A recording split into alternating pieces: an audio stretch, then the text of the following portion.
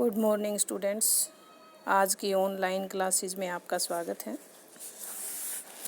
Students, आज हम श्रीमद् भगवद गीता की कथा वस्तु एवं महत्व के बारे में जानकारी प्राप्त करेंगे। श्रीमद् भगवद गीता एक अलौकिक ग्रंथ है। मूल रूप से यह महर्षि वेदव्यास विरचित महाभारत के छठे पर्व भीष्म पर्व का एक भाग है। इसमें 18 अध्याय और 700 श्लोक हैं। इस ग्रंथ के नाम में ही इसके महत्व का अनुभव किया जा सकता है। श्रीमद् भगवद गीता अर्थात भगवान श्री कृष्ण द्वारा गाया हुआ गीत। भगवान श्री कृष्ण ने कुरुक्षेत्र की युद्ध भूमि में मोहवश अपने धर्म युद्ध रूपी कर्म से विमुख हुए अर्जुन को उपदेश दिया है।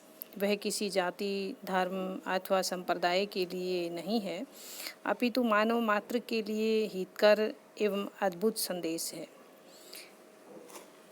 इसकी कथा वस्तु इस प्रकार से है कि अर्जुन का मोह, महाभारत का युद्ध प्रारंभ होने पर जब अर्जुन प्रतिपक्षी सेना में युद्ध के लिए तत्पर भीष्म पितामह, द्रोणाचार्य, कृपाचार्य तथा दुर्योधन आदि कौरवों को देखता है तो वह विषादग्रस्त हो जाता है।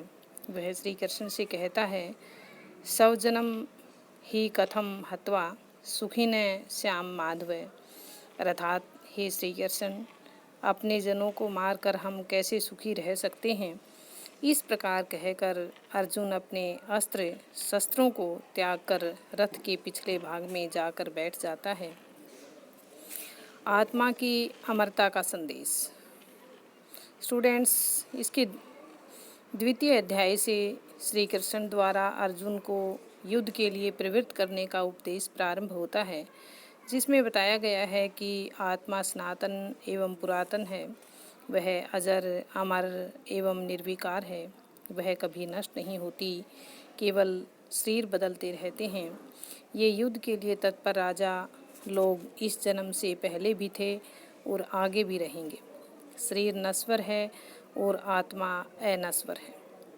जिस प्रकार मनुष्य पुराने वस्त्रों को त्याग कर नए वस्त्रों को धारण करता है, उसी प्रकार आत्मा पुराने शरीरों को त्याग कर नए शरीरों को धारण कर लेता है।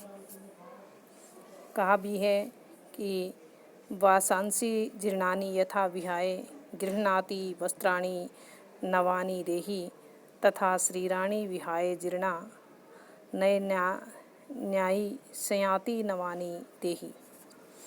कर्म योग सिद्धांत श्री अरविंद, लोकमान्य तिलक, महात्मा गांधी और विनोबा भावे इत्यादि जो विचारक हुए हैं, उन्होंने कर्मयोग को ही गीता का मुख्य प्रतिपाद्य विषय स्वीकार किया है। कर्म दो प्रकार के हैं, सकाम और निष्काम। और गीता में निष्काम कर्म योग को प्रतिष्ठित किया गया है। कहा भी गया है, कर्मण्येवाधिकारस्ते मा फलेषु कदाचन। संन्यास मार्ग भगवान श्री कृष्ण ने शिथिर प्रज्ञ के रूप में संन्यास मार्ग को प्रशस्त किया है। जब पुरुष के मन में कोई इच्छा नहीं रहती है और वह समस्त कामनाओं को त्याग कर अपने आप में ही प्रसन्न रहता है, वह संसार के भोगों को भोगता हुआ भी उनसे विरक्त रहता है। दार्शनिक चिंतन।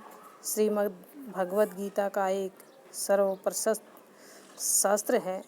इसमें सांख्य, योग, मीमांसा, न्याय आदि बहुविध दर्शनों का समन्वयात्मक रूप प्रस्तुत किया गया है। जगत की उत्पत्ति, आत्मा तथा ब्रह्म संबंधी अनेक प्रश्नों और समस्याओं पर विवेचन किया गया है। तात्विक चिंतन। श्रीमद् भगवद गीता के अनुसार 3 मूल तत्व हैं, प्रकृति, पुरुष और ईश्वर। प्रकृति एवं पुरुष ईश्वर के अधीन है। वासुदेव ही ईश्वर है।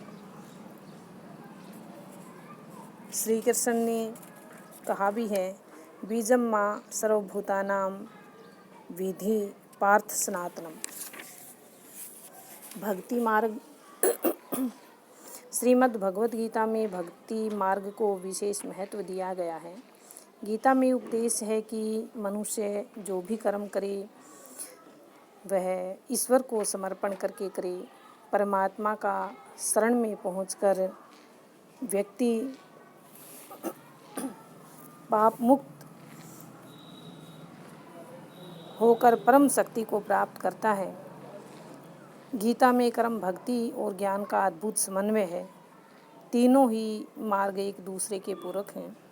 आत्म हित के साथ सर्वभूत हित की दृष्टि गीता की ही देन है।